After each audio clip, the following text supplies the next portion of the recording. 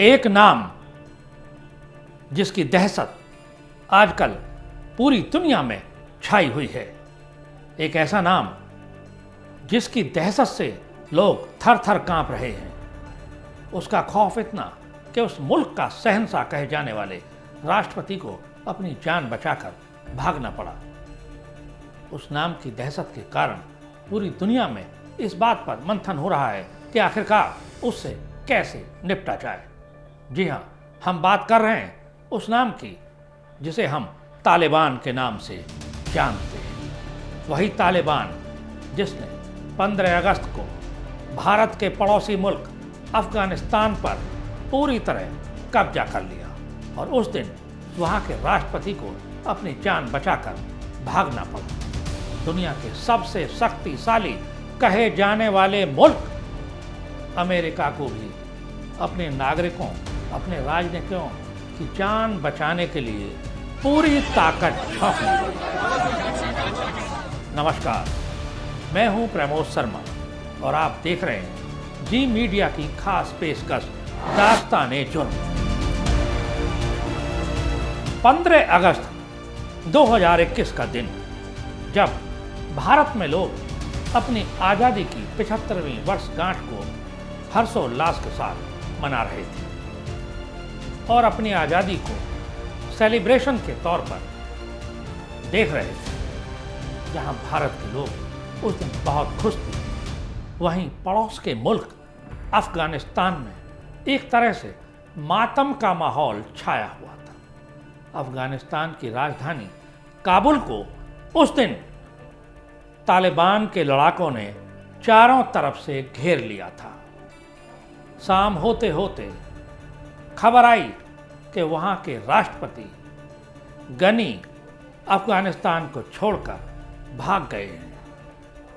अब न केवल काबुल बल्कि पूरा अफगानिस्तान उस तालिबान के रहमो करम पर था जिसका उस देश पर कब्जा हो गया था। अभी तक वहाँ दुनिया के सबसे ताकतवर मुल्क अमेरिका की सेना का अघोषित तौर पर और घोषित तौर पर अफगान की सरकार को संरक्षण था और उसी के सहारे अब्दुल गनी की सरकार चल रही थी। जब राष्ट्रपति गनी खुद ही देश छोड़कर भाग गए तो अमेरिका को अपने राजनयिकों और नागरिकों की जान बचाने के लिए अतिरिक्त रूप से सैनिकों को काबुल हवाई अड्डे पर तैनात करना पड़ा ताकि उनको सकुशल किसी तरह अमेरिका वापस लाया जा सके। उसके बाद अफगानिस्तान में अफरा तफरी का माहौल छा गया था, क्योंकि सब ने 2001 के पहले देखा था कि तालिबान कितना क्रूर है और किस बेरहमी से निर्दोष नागरिकों का कत्ल करता है। भारत समेत तमाम दूसरे देश जिनके राजनयिक और नागरिक अफगानिस्तान में फंसे हुए थे, उन्होंने अपनी पूरी ताकत इस बात में झोंक दी कि किसी तरह अपने नागरिकों को सुरक्षित वापस लाया जा सके। तो ये था तालिबान का खौफ। अफगानिस्तान के राष्ट्रपति अब्दुल गनी के वहां से भाग जाने के बाद तालिबान के लड़ाकों ने काबुल में प्रवेश किया। उसके बाद उसके लड़ाकों ने राष्ट्रपति भवन को अपने कब्जे में ले लिया।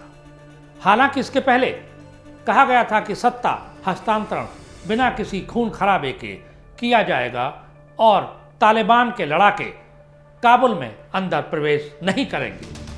लेकिन उसका खौफ इतना कि काबुल के अंदर फंसे लोगों में जैसे मौत सामने उनको दिख रही हो, भगदड़ मच गई थी। काबुल के हवाई अड्डे पर हजारों की संख्या में महिलाएं, बच्चे, पुरुष और विदेशी नागरिक जमा हो गए। आपने तस्वीरों में देखा कि जब एक विमान में जिसमें 150 से ज़्यादा लोग नहीं बैठ सकते थे, उसमें भी 600 से ज़्यादा लोग जबरन घुस गए। जिनको जगह नहीं मिली, उन्होंने तालिबान के खौफ से विमान के पहियों पर लटक कर या जहां जगह मिली वहां पर लटक कर अफगानिस्तान को छोड़ना उचित समझा। लेकिन जिस मौत से डर कर वो भाग रहे थे, लेकिन उससे बच नहीं पाए। कम से कम 3 नागरिकों की ऐसी दिल दहलाने वाली तस्वीरें हमने हाल ही में देखी कि वो जब काबुल से भागे तो विमान के पहियों से लटके थे, लेकिन आसमान में जाते ही उनके हाथ छूट गए और वो सीधे जमीन पर आकर मौत की गोद में समा गए। तालिबान का खौफ इतना कि वहाँ की महिलाओं ने बुर्के पहनने शुरू कर दिए। इसके पहले भी महिलाओं का हाल तालिबान ने बेहाल किया था। काबुल, कंधार और कई प्रांतीय राजधानियों में मॉल, शोरूम, फैशन की दुकानें, बाजार, सैलून की दुकानों पर महिलाओं और मॉडल्स के तस्वीरों को काले रंग से पोता जाने लगा। ऐसी तस्वीरें देखने के बाद ये जाहिर सी बात थी कि तालिबान का खौफ लोगों के दिलों में बहुत ज़्यादा समाया हुआ है। लोगों ने इस बात को देखा था कि जिन जिन प्रांतीय राजधानियों में तालिबान कब्जा करते जा रहा था, वहाँ तालिबान के लड़ाके 15 साल से ज़्यादा उम्र की लड़कियों और ख़ासकर विधवा महिलाओं की लिस्ट मांग रहे थे, ताकि ऐसी महिलाओं और लड़कियों की शादी तालिबान के लड़ाकों से कर दी जाए। तालिबान का पैगाम साफ है कि महिलाओं को बुर्के के अंदर रहना होगा। पिछले 20 साल में अफगानिस्तान में बहुत कुछ बदला है। वहाँ नई टेक्नोलॉजी के साथ विकास भी बहुत हुआ है। वहाँ महिलाओं की फुटबॉल टीम हो, युवाओं की क्रिकेट टीम हो, सिनेमा, खेल, मनोरंजन, टेलीविज़न, सब में युवाओं ने बढ़ चढ़कर भाग लिया। लेकिन तालिबान के सत्ता में आने के बाद सबसे पहले सरकारी टेलीविज़न से महिला एंकरों को हटा दिया गया, और उन्हें इसलिए हटाया गया कि अब उनकी ज़रूरत नहीं है। हालांकि तालिबान के प्रवक्ता ये ऐलान कर रहे हैं कि देश में महिलाओं को आज़ादी होगी, लेकिन इस्लाम के दायरे में। वो हेल्थ और कई अन्य क्षेत्रों में काम कर सकेंगे, लेकिन उनकी आज़ादी इस्लामिक कंट्री के नियमों के तहत होगी। तालिबान की ओर से यह ऐलान किया गया है कि इस्लामिक अमीरात ऑफ अफगानिस्तान अब अफगानिस्तान का नया नाम होगा। हम बात कर रहे हैं अफगानिस्तान में तालिबान के खौफ की। 19 अगस्त को कुछ तस्वीरें सामने आईं जिनसे लोगों का दिल दहल गया।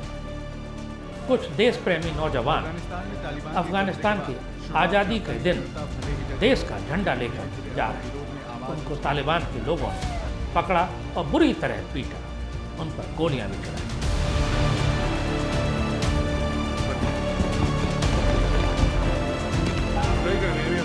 अब हम आपको बताते हैं कि तालिबान के बड़े हौसले के पीछे 5 बड़ी वजह क्या है। पहली वजह अमेरिका के साथ उसका गुप्त समझौता, जिसमें अमेरिका ने ये बात साफ तौर पर उससे कही कि अब हम अपने सैनिकों को वहाँ से वापस निकाल लेंगे, लेकिन तालिबान के लड़ाके अमेरिकी सैनिकों को निशाना ना बनाएं। इससे तालिबान को ये साफ था कि अब उसको अमेरिका को नहीं बल्कि अफगानिस्तान सेना को हराना है। दूसरी सबसे बड़ी वजह पाकिस्तान का अफगानिस्तान के तालिबान को खुला समर्थन। तीसरी वजह दुनिया के सबसे ताकतवर मुल्कों में से एक चाइना का भी अघोषित तौर पर तालिबान को समर्थन हासिल है। तालिबान का एक प्रतिनिधि मंडल कुछ दिन पहले ही चाइना होकर आया था, जहां चाइना के विदेश मंत्री ने इस प्रतिनिधि मंडल का स्वागत किया था। इसके साथ ही ईरान और कई अन्य मुल्क तालिबान की मदद कर रहे थे। अफगानिस्तान की सेना की संख्या ज़्यादा होने के बाद भी तालिबान लड़ाकों के सामने उसके सरेंडर करने के पीछे एक बड़ी वजह अफगान शासकों की निकम्मापन, भ्रष्टाचार और उनके अंदर तालिबान का भय बताया जाता है। इसके साथ ही तालिबान खासकर अफगान सेना के अफसरों, उसके सैनिकों के परिवारों और उनको निशाने पर ले रहा था। धीरे धीरे अमेरिका ने अपना सामान अफगानिस्तान से समेटना शुरू कर दिया था। लड़ाई अब अफगान सेना को खुद ही लड़नी थी, लेकिन ना तो उनके पास लड़ाई का जितना साजो सामान चाहिए वो था, ना उनके पास पैसा था, ना ही उनको इतनी तनख्वाह मिलती थी कि वो अपनी जान लड़ा सके। दूसरी ओर तालिबान के लड़ाके जान हथेली पर लेकर अफगानिस्तान पर फिर से शासन करने के लिए बेताब थे। वो एक के बाद एक राजधानी पर कब्जे करते गए। अफगानिस्तान की सेना पीछे हटती गई और सेना का नेतृत्व कर रहे अफगानिस्तान के मौजूदा शासक अपनी जान बचाने के लिए योजना बनाते रहे। किसी को इस बात की चिंता नहीं थी कि तालिबान से किस तरह पूरी तरह निपटा जाए। उन्होंने देश के नागरिकों और देश की सेना का मनोबल बढ़ाने का भी कोई काम नहीं किया। सेना उस कच्चे मकान की तरह भरभराकर गिर पड़ी। पीछे की वजह यह है कि अमेरिका ने अपने सबसे बड़े दुश्मन अल-कायदा के प्रमुख ओसामा बिन लादेन को मार गिराने के बाद धीरे धीरे अफगानिस्तान से अपने सैनिकों को हटाना शुरू कर दिया था। अमेरिका में डोनाल्ड ट्रंप की सत्ता से हटने के बाद नए राष्ट्रपति जो बाइडेन ने घोषणा की कि सितंबर के पहले अमेरिका के तमाम सैनिक अफगानिस्तान से वापस लाए जाएं। इसके बाद ही तालिबान के हौसले और भी बुलंद हो गए। कहा तो ये भी जाता है कि अमेरिका ने अंडर टेबल तालिबान के साथ एक समझौता किया था, जिसमें यह तय हुआ कि सत्ता का हस्तांतरण उनको कराया जाएगा और वो मौजूदा अफगानिस्तान की सरकार के साथ मिलकर सरकार बना सकते हैं। शर्त ये भी थी कि इस दौरान तालिबान के लड़ाके अमेरिकी सैनिकों के ऊपर हमला नहीं करेंगे, यानी कि उनको कोई नुकसान नहीं पहुंचाएंगे।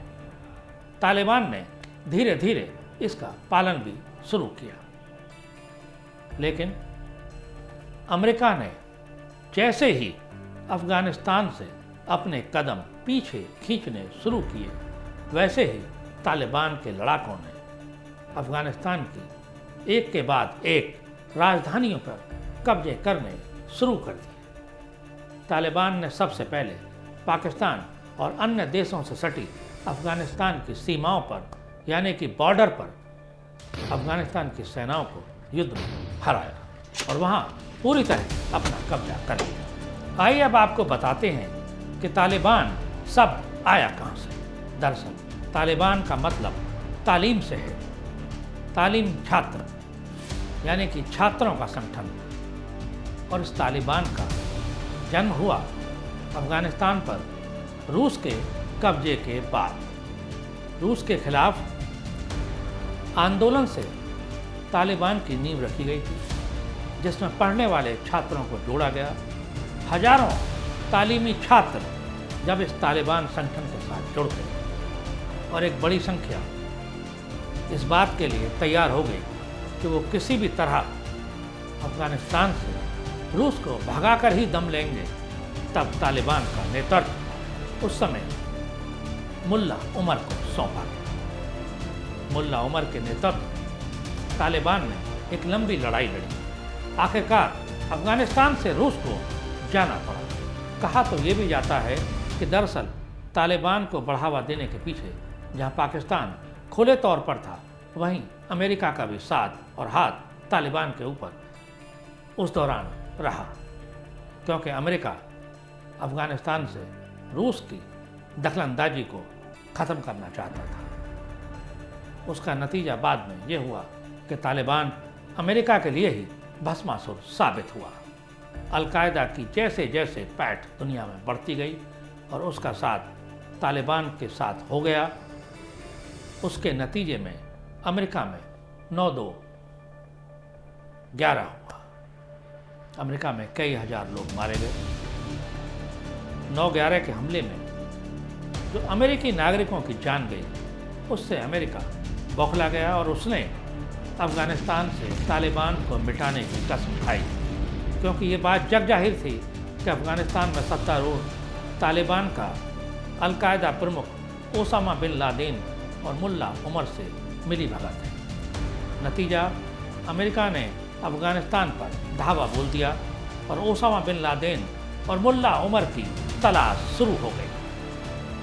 अमेरिका ने उस समय तालिबान को जरूर नेस्त नाबूद करके अफ़गानिस्तान की सत्ता से बेदखल किया, लेकिन अमेरिका भी तालिबान को पूरी तरह नेस्त नाबूद नहीं कर पाया। नेस्त नाबूद करने का भ्रम अमेरिका को रहा जरूर। ओसामा बिन लादेन के मारे जाने के बाद अमेरिका ने धीरे धीरे अपना मकसद पूरा होने के कारण अफ़गानिस्तान से अपने आप को समेटना शुरू कर दिया और वहीं से तालिबान का उभार दोबारा शुरू हो गया। उसके बाद का नतीजा अब आपके सामने है और अफ़गानिस्तान पर एक बार फिर तालिबान का कब्जा हो गया है और इसे रोकने के लिए अब वहाँ कोई मौजूद भी नहीं है।